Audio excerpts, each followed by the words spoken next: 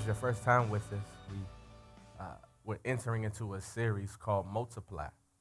And the whole idea of this is not to manipulate finances as much as it is to for you to understand the resources that you have in your hand and how God wants to use you with it. Does that make sense? And so last week we discussed this woman, or the widow at Zarephath in 1 Kings chapter 17. She's literally about to die. She said, "Oh, let me make my last meal, and after I make this last meal, I'm ready to just kick the bucket." The fat lady has some. And Elijah says, "Okay, but before you do that, take all the ingredients that you've collected," because all she had was a little bit of flour, a handful of oil, and some sticks. And she said, "Just make me a cake." And she was like, "But these are the only ingredients that I have." But when she changed the operation and she gave him his cake first, somehow everything what? Multiplied. You on point today, bruh. Everything multiplied. And so I want to continue in this vein. Is that okay?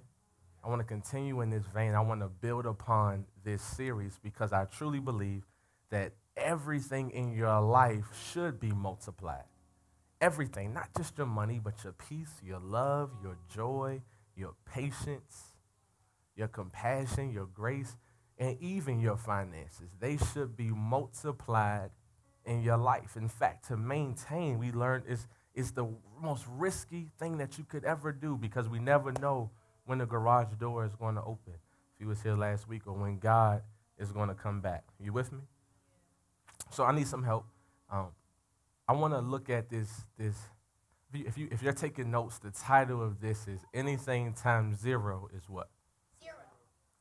Anything times zero is what? Zero. So if I take the highest number that I could ever think of, what is it? I don't know, infinity. If I times that by zero, what I got? Zero. So it don't matter. It don't matter. You said never will. Because as long as that zero is there, it don't matter what I had before or after the zero. If the zero is there, it's impossible for me to get multiplication. Or it's impossible for this number that we call the solution to increase. So it means that whatever I had before the zero, or whatever I had after the zero, or get this, whatever I had, because addition, subtraction, multiplication, division is called what? We learned it last week, what? Operations, right? It's called operations. So whatever I have before or after the operation, if there's a zero involved, I'm gonna get what?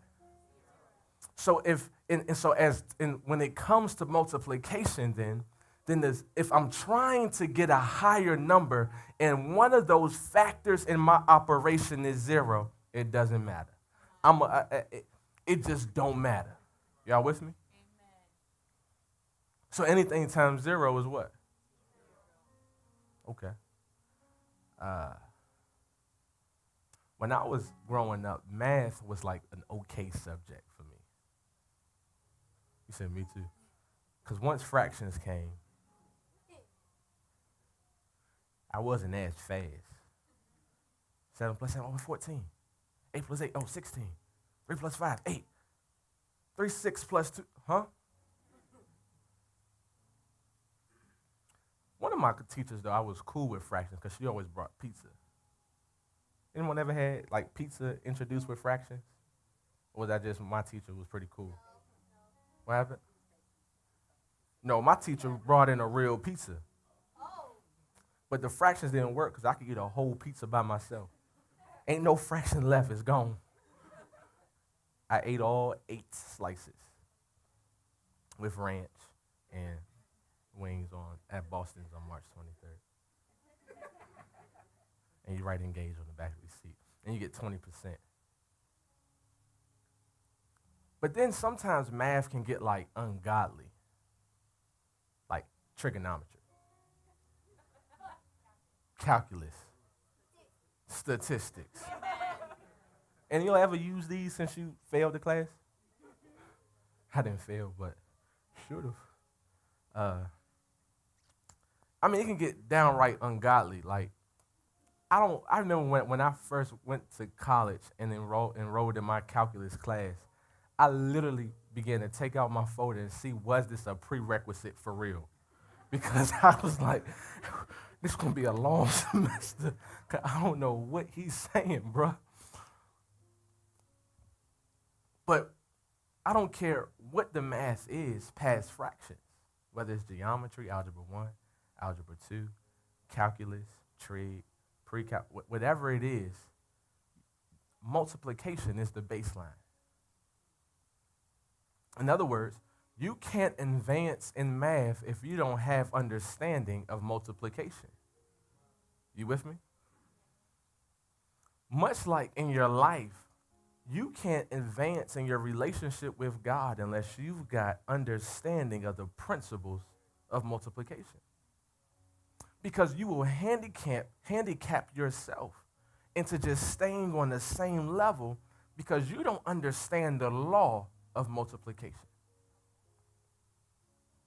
And truth of the matter is, you will frustrate yourself because you will find yourself trying to rob from Peter to pay Paul, trying to figure out how to make your ends meet, trying to add this up. And God is never interested in addition. He's only interested in multiplication. Only. And everywhere you look, you never see a 1-to-1 ratio when dealing with God. It's always multiplied. That's all he is ever interested in your life. And so I want to look at this story found in the Gospels. It's one that actually is the only miracle that's found in all 4 books. And so what I'm going to do today, Jacob, is I'm going to look at 3 of the 4 books, and I want to 3/4.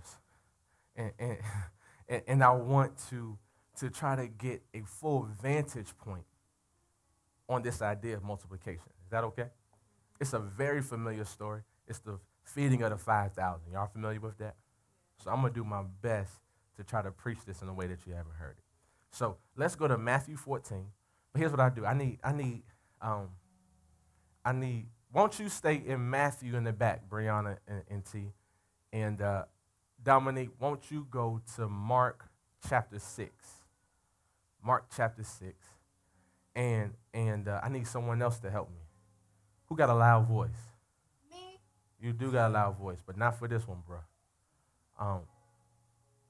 That's the only one that's going to volunteer? There you go, Ashley. I need John 6. So Mark 6, I think we have verse 30, where it says feeding the 5,000. You with me? And I need you at John 6, verse 1. And I'm going to read Matthew, okay? And we're going to get the whole idea of this. So Matthew 14, verse 13. Now, when Jesus heard this, he withdrew from there in a boat to a desolate place by himself. But when the crowds heard it, they followed him on foot from the towns. When he had went ashore, he saw a great crowd, and he had compassion on them and healed their sick. Stop right there. Who got Matthew? We got Mark. Mark, read that loud. Yep. The apostles returned to Jesus and told him all that they had done and taught. And he said to them, come away by yourselves to a desolate place. So he said, come away. Come away, and let's go to a desolate place. Come on, keep going. Desolate place and rest a while. For many were coming and going, and they had no leisure even to eat. Stop right there. So many were coming and going, and they had no leisure even to eat. Come on.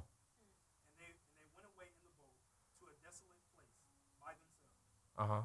Now many saw them going and recognized them, and they ran there on foot from all the towns and got there ahead of them. Hold on, stop right there.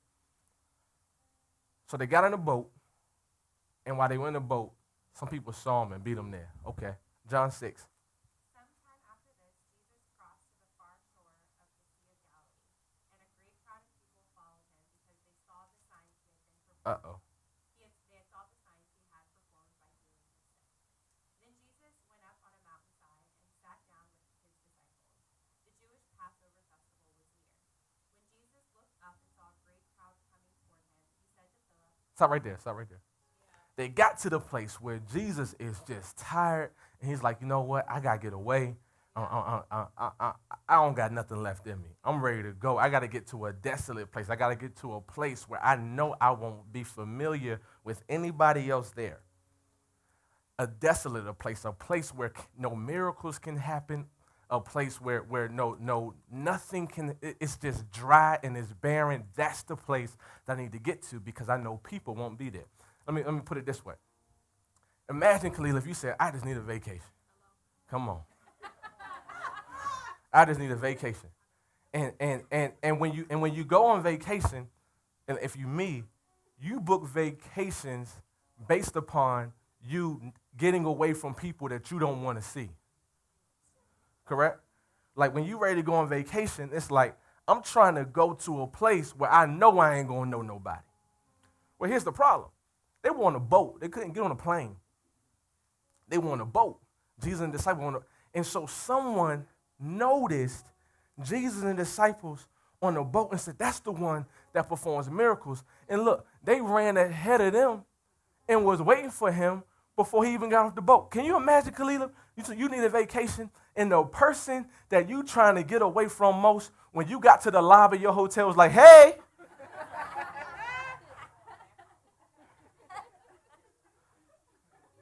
Hot.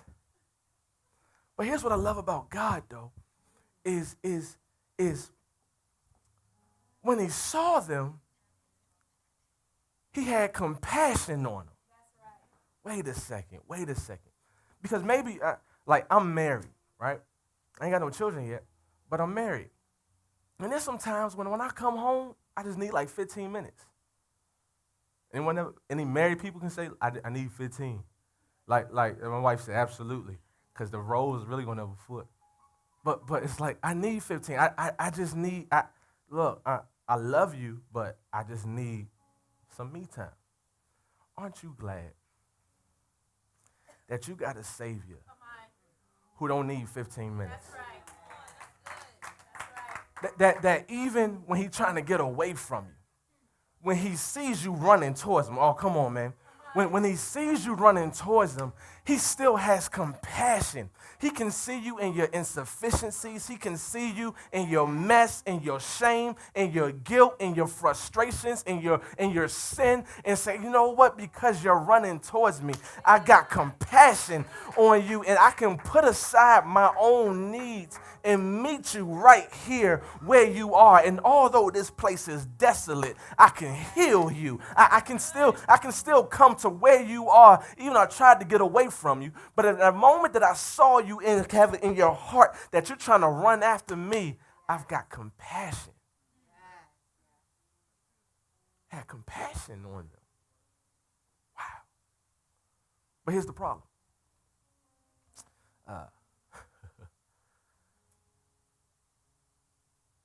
Like 20,000 people showed up.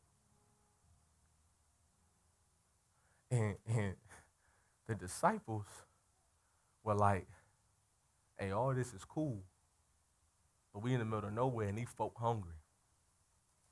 You need to send them home because, look, your sermon's great. That dude, he wasn't walking, now he's jumping for joy. That's awesome, but his belly rumbling. And mine too. Can you imagine Peter at this moment like, bruh, we need to eat. We came here to get away from them. And they showed up 20,000 deep, and we ain't even got no food for them. In other words, we ain't really got no food for me. Watch this. Keep going to Matthew. Watch this. It's so good. Now, when it was evening, the disciples came to him and said, this is a desolate place, and the day is now over. Can you imagine how nice they probably had to say that? Hey, Gigi, the day over, bro. We hungry. Send the crowds away to go into the villages and buy some food for themselves. Keep going. But Jesus said they don't need to go away. You give them something to eat. Hold up. Okay, now read Mark. Read Mark from where you picked up, from where you left off at. Watch this. Watch.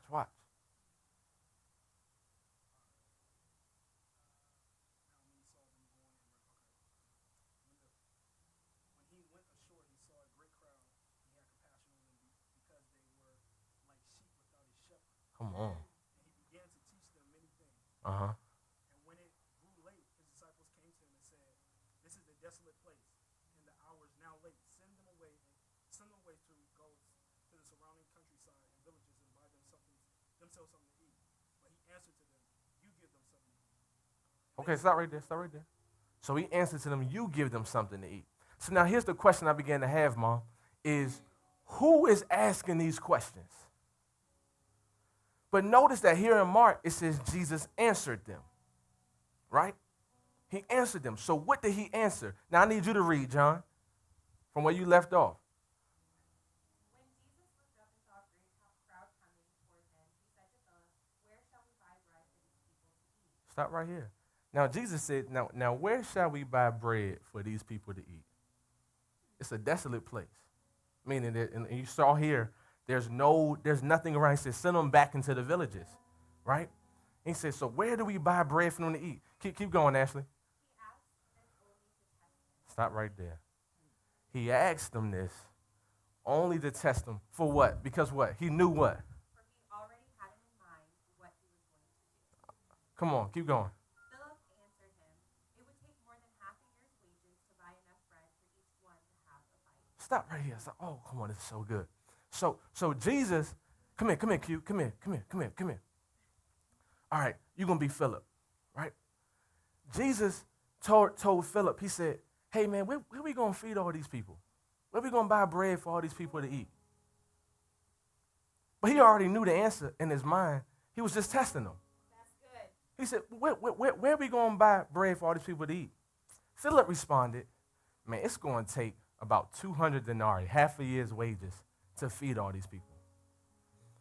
Jesus said, where are we going to buy food for all these people to eat? His response was connected to a how. His response, Jesus asked a where question. Y'all not hearing me. Jesus asked a where question. Where are we going to buy food for all these people to eat? He said it was going to take about two. I truly believe in this room, God is asking you some where questions. Oh, y'all not hearing me. He's asking you some where questions. Where do you want to live? Where do you see yourself at in 5 years? Where do you see your marriage growing to? Where do you see your kids? See, he's asking you where questions, but sometimes because we have not yet grasped quite what God is trying to do in our life, we respond with the how. Oh, come on. We respond with the how, and we dupe ourselves out of what God wants to do in our life because we're so wrapped up with the how is this going to happen. Y'all not talking. Y'all don't. No, y'all not. Okay. Break it down more. He said, where can we get bread for all these people? Because in his mind, he already had a plan. Okay. Jeremiah 29:11. For I know the plans that I have for you. That's good. Anytime Jesus asks you a where question, he's not trying to, he don't want you to think about how. Yes. Can I tell you something? God has never in his life asked how. Yeah. He's all-knowing. If he's all-knowing, there's no reason for him to ask how. Yeah. I need someone who can, come on, look me in the eye and get this. It's no need for Christ or for God to ask you how. He only wants to know where your faith is. That's all he wants to know. Where's your faith? Because he already got the how figured out. That's it. All of the disciples were with Jesus. So they all know that they were in a desolate place, right? And we've seen in all the translations that we read that was the familiar thing, that there's nothing around here. So when he asked that question, I think what he was trying to point out is that even if you had the money, where you going to go? Even if you had the money, where you going to go? And if you don't got the money, where you going to go? If there is a store there, you ain't got the money. Have you ever been in a place in your life where you might have known where to go, but didn't have the money for it? Oh, y'all not, come on. Or you had the money, but didn't know where to go. Have you ever been in that situation? Jesus was pointing this situation out to him that you cannot solve this problem on your own. You can't solve this problem on your own. But here's what I figured out. So many of us spend our time trying to figure out how, and because we want stuff to add up. Y'all not hearing me. We try to figure out the how because we're trying to figure out how to add it up. But here's what I figured. Sometimes God don't want you to think about a how. See, at this moment, Philip responded with, we can't pay for this. And here's what I came up. Look, listen. Some stuff in your life you're not supposed to pay for. Oh, y'all just missed it. You just missed it. Some stuff you're just supposed to believe God for. You don't gotta pay for everything in your life that comes your way. You trying to save and get on a financial plan and trying to get some stuff together. And I'm telling you that some stuff in your life, God just wants you to believe him for it. Why? Because when he asked you the question, where do you want to be at? He already had the plan in mind. He wasn't checking to see if you had any money with you. He just wanted to know where your faith was. Where's your faith? So keep reading, Ashley. Because he said, I need you to feed them. He says, I need you to feed them. No, stop, Ashley. I know I want to go. Because now Peter and the disciples are charged with trying to figure out how they're going to do this. Yeah. How am I going to feed all these people? Yeah. Are you serious? I can see, you know, Pete my dude, but you know he was complaining. Come on, y'all know Pete was complaining. You feed him. He said, you know Pete, because he would talk back to Jesus in a heartbeat all the time. Jesus talking about he going to die. No, you not. like. So when he said, go feed the people, I can see Pete walking with disciples like, can you believe this? He going to tell us to go feed. It's 20,000 people in here. I'm not paying for nothing.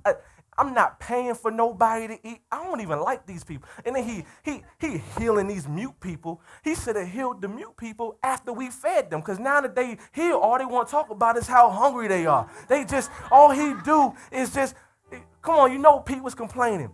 And here's what happened. As Pete was complaining, this little boy began to tug on his robe.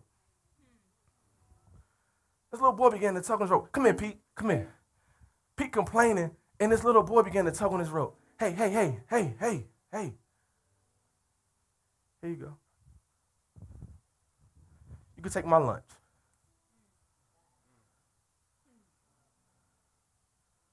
You can take my lunch. This little boy. Now, here's what's interesting, though. It says feeding the 5,000 because in this culture and in this time, women and children were not counted. They were overlooked.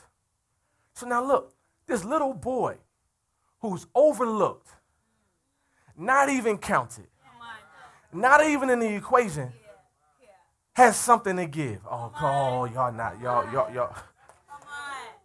Someone who wasn't even counted, not in the equation, has something to give. And he says, hey, Mr. Peter, you can take my lunch. Now, here's what I got a question for you all. Do you like to share your food? Nope. Look, nobody even answer that.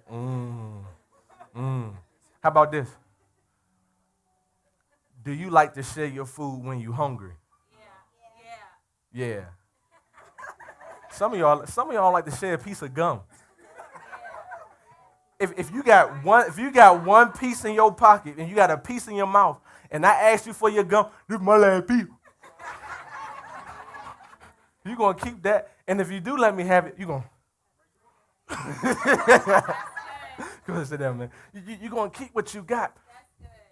But, Jesus says in 4 chapters after this, unless you become like one of these little children, it's going to be hard for you to enter into the kingdom of heaven, because we are born, like when you watch kids grow up, they're born with mine. And you got to say no, share. And if you notice, when a kid gets sharing,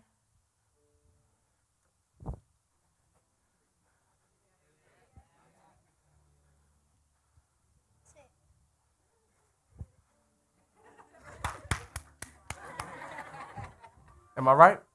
When a kid gets sharing, they can't stop sharing.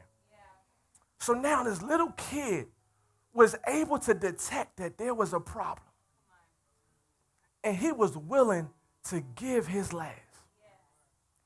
What I've discovered, though, is that many of us in this room and even in the world, we want to hold on to what little we got. That's right.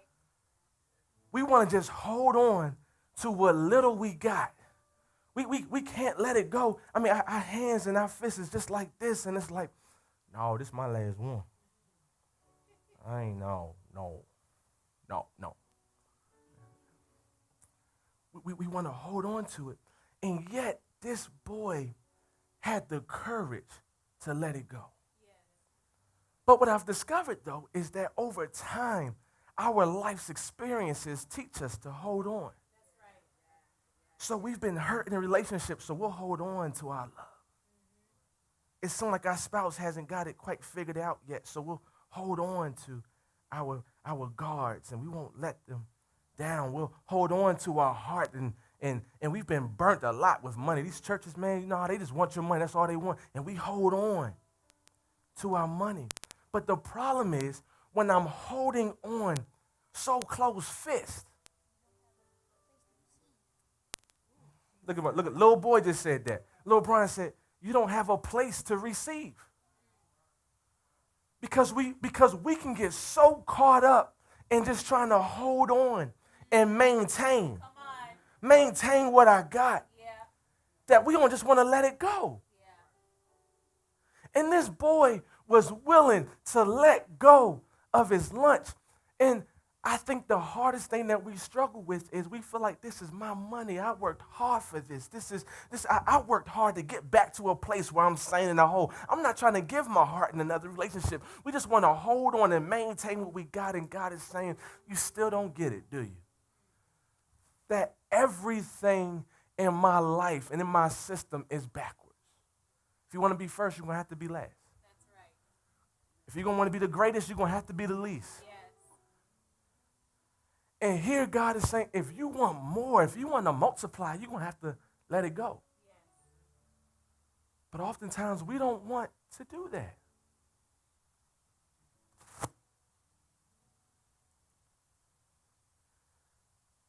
Because addition is safe. Addition is safe, right? It's small, but certain gains. Multiplication is risky. Multiplication is risky. If I take 7 plus 2, that's what? 9. He's going to beat you to it every time. He's going to beat you to it every time. If I take 7 plus 2, it's what? 9. If I take 7 times 2, is what? 14. If I take 7 plus 2, is what? 9. If I take 7 times 2, is what? Which one is greater? Why? Because when you multiply the factor times 2, it's giving it 7 plus 7. Come on. Making it like doing it one more time. Come on, Brian. He preaching. But here's what happened though. The operation changed. I can have the same factors, but the moment I change my operation, I'll increase. You hear what I'm saying? The moment I change my operation, and the operation is to bring first. The operation is to let go. Let it go. Now, here's what's awesome. Go ahead, start reading, Ashley, because it says that I'll say Jesus took. He presented him these 5 loaves, right? 5 loaves in there, and 2 fish. And Jesus took it. That has to be, to me, one of the most encouraging scriptures, Mom, because what it tells me is that when I offer it up, I won't get rejected.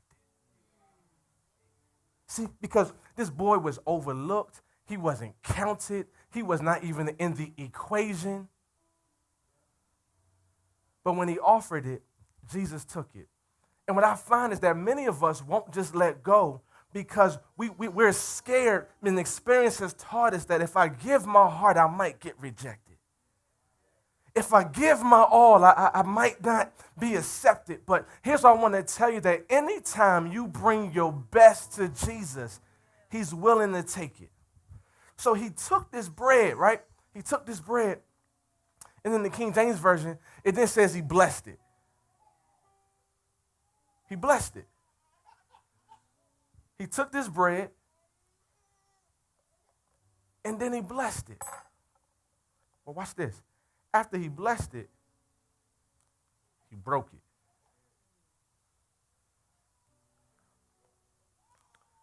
Look, if you keep it, it can't be blessed. You hear what I just said? If you keep it, it cannot be blessed. What's the opposite of blessed? It says in Malachi that you're cursed with the curse when you don't bring the tithe.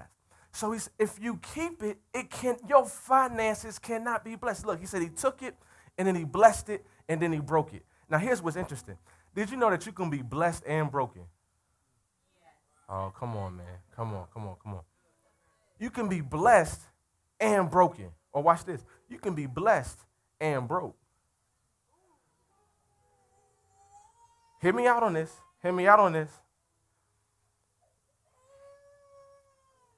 He blessed the bread, and then he broke it. You with me? And then he said, now go distribute. I've found that oftentimes it's in our broken seasons or in our broke seasons that we don't want to distribute because we're trying to maintain. Oh, y'all not hearing me. We're trying to maintain what we got. But look, after it's been blessed, now you can distribute. Oh, man. You will be in a situation in life where sometimes you will feel broken. Mark 6:4. Yeah, he can't bless what you keep. Look, but Mark 6:42 says that everyone ate until they were satisfied.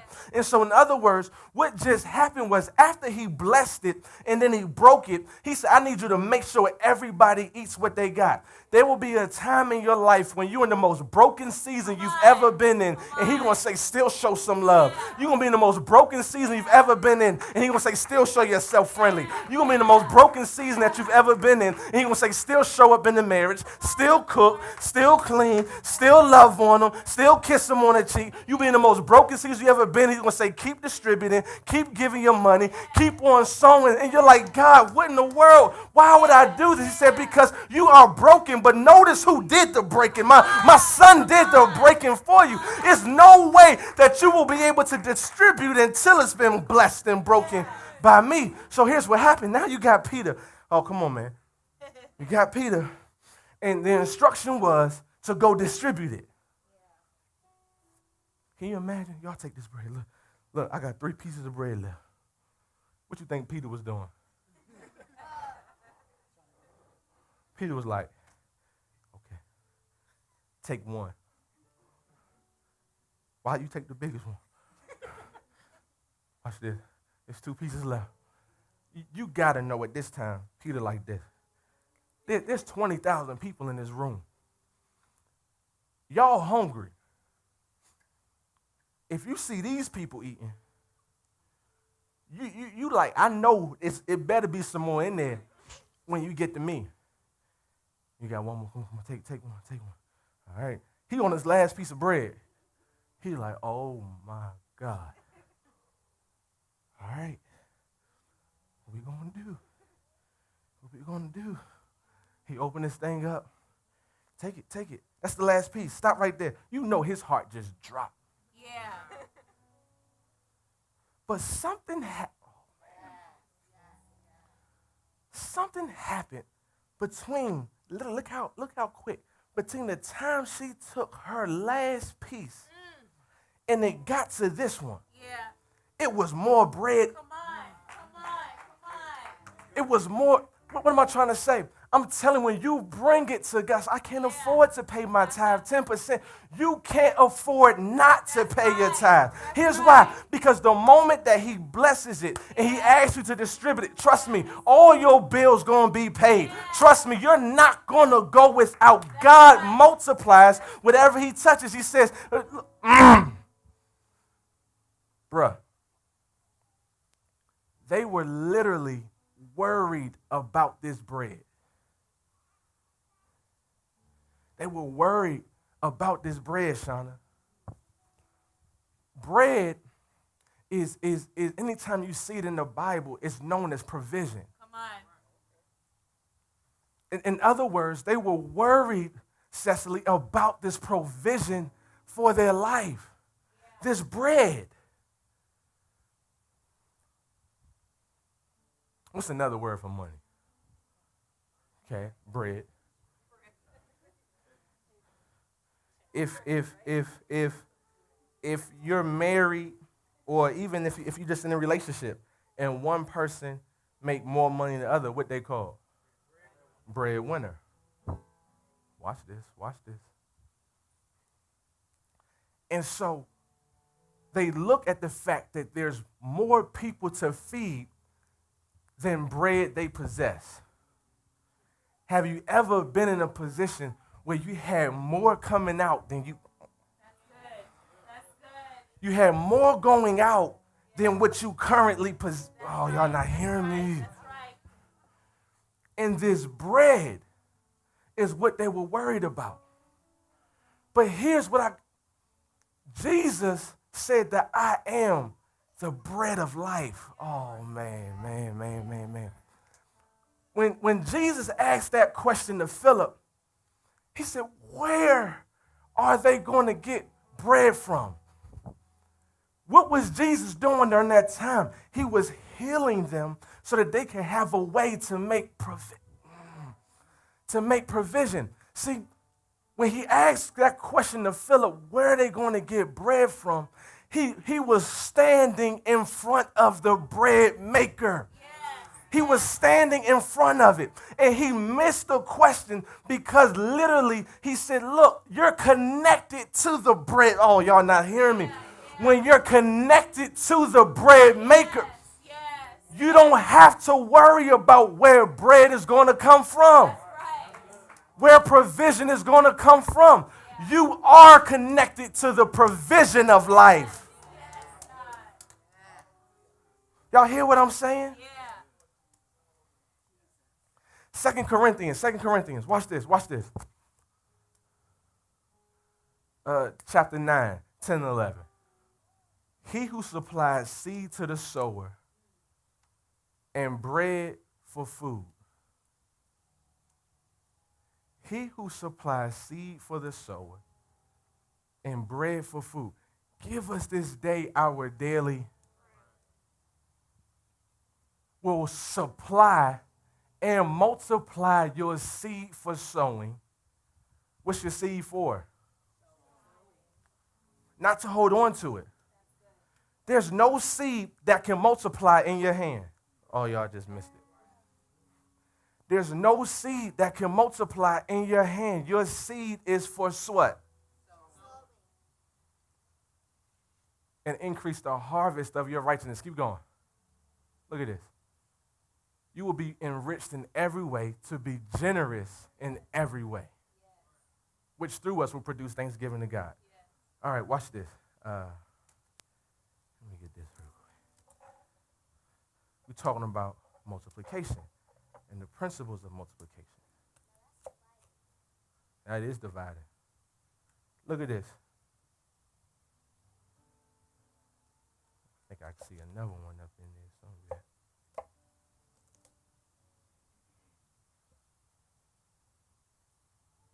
There we go. How many seeds is in my hand? 3. How many seeds is in there? 3. Where I get it from? This apple, right? How many apples I got? I got 1 apple, and I got 3 seeds. Correct? The Bible says he supplies seed to the sower and bread. Many of us, when we get this apple, it ain't good. It's a Gala apple. Many of us, we get this apple, and once we get finished with it, especially once we get to the middle, throw it away. And then we go back to the store, and we run out, and we go do what? We go buy some more apples, right? He provides seed to the sower.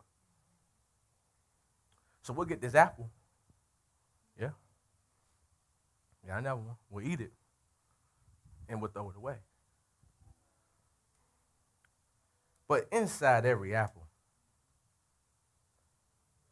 is at least 3 to 4 seeds. How many apples I have? I'm talking about the laws of multiplication. How many apples I have? How many seeds I got? So I can count the seeds that's in that apple. Okay. Okay. The law of multiplication says you never sow on a 1-to-1 ratio. What that means is if I sow 1 of something, I have to produce more than 1 back. Many of us will get these apples, we'll eat them, and we just throw it away, and we go back to the store, and we go buy another one. But inside of this apple is a seed. And we'll throw the provision out because it didn't come packaged the way you thought it was. And if you take this seed and you sow it, if you was to sow this seed, what will grow? An apple tree. Yes. So once I sow this seed into the ground, I can't worry about it no more, right? I just put it in the ground and I just walk away from it. And look, you gotta water it, of course. And I can't see what's happening under that soil, right? Time out. I can't see what's happening under that soil, right? So I can't come back and try to dig it up and find it and say, are you working? I just got to kind of trust the process. That's right. Say it again. I just got to test it and see. I know that's the apple seed, and I got to put the apple seed to the test. But I got to trust the process because all I can really do is what? Sow. Yeah. I can water, but that's all I can do. I can't pick the seed back up. Because if I pick the seed back up, what will happen? It would just die. That boy with me, man. It would just die. So then when this tree grows up, how many apples going to be in that tree? You don't know. So I can count the seed that's in the apple. But I can't count the apple that's in the... So when God calls me to sow this, I can count this. This 20, 40, this $90. No, 120, no, what? 50, 70, 90, that's $110. I can count this. Come here, you.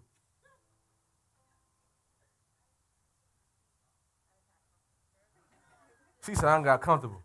All right, go buy some more. Some more comfortable shoes. $110. Keep it. So look, when I sow that, when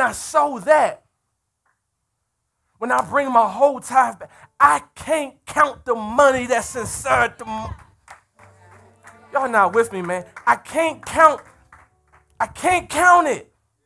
But all I can do is release it and just trust the process. That's all I can do. See, and we'll get so busy trying to lift up our seed and trying to figure out where it's at.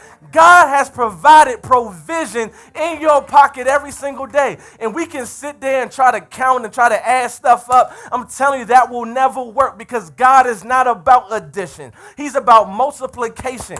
And when you sow whatever it is that God gives you, you have to just expect. You got to expect.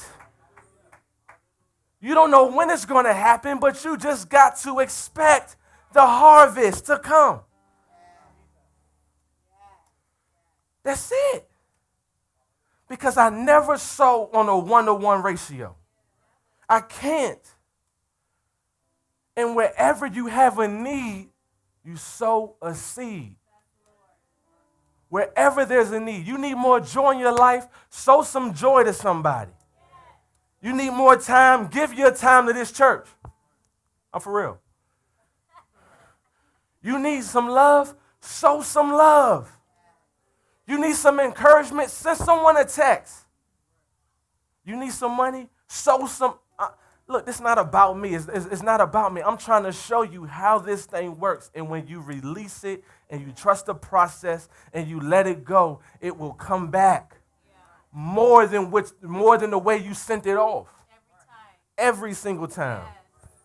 And sometimes it's not going to come back in the way your money. It might come in the idea of an invention, of just he will drop stuff inside your spirit because nothing you give him will maintain. Check this out. Throw that picture of St. Andrew's cross up. What does that look like to y'all? An X. Or what? Think about it. Multiplication sign. Would y'all agree like the multiplication sign? That's called St. Andrew's cross. St. Andrew was one of the apostles of Jesus. He was literally, I love St. Andrew's last words. So he was literally crucified. And the reason why he was crucified, because he was preaching the gospel. Jesus left, and he's preaching the gospel all over. Just all over Rome at this time. Literally, man, he's winning thousands of souls. And they came, and they said, we're going to put a stop to this. We're going to crucify you on a cross. And this was St. Andrew's response. I quote this. He said, I cannot preach the power of the cross if I'm afraid to die on it. He said, how can I preach the power of the cross if I'm afraid of the death of the cross? And so they said, crucify him. They said, crucify him. And he said, but in no way am I worthy enough to die in the same shape that Jesus did. So they put his cross like this, and so he got crucified like that. This is St. Andrew. Now here's what's so interesting to me. St. Andrew was the disciple that brought the loaves and the fish to Jesus. Listen to me. St. Andrew was the one who presented the loaves and the fish to Jesus that got multiplied. What am I saying? That Mass has Christ's name all over it. When you give something to God, it's multiplication. It's a reminder to him of what Andrew brought to his son.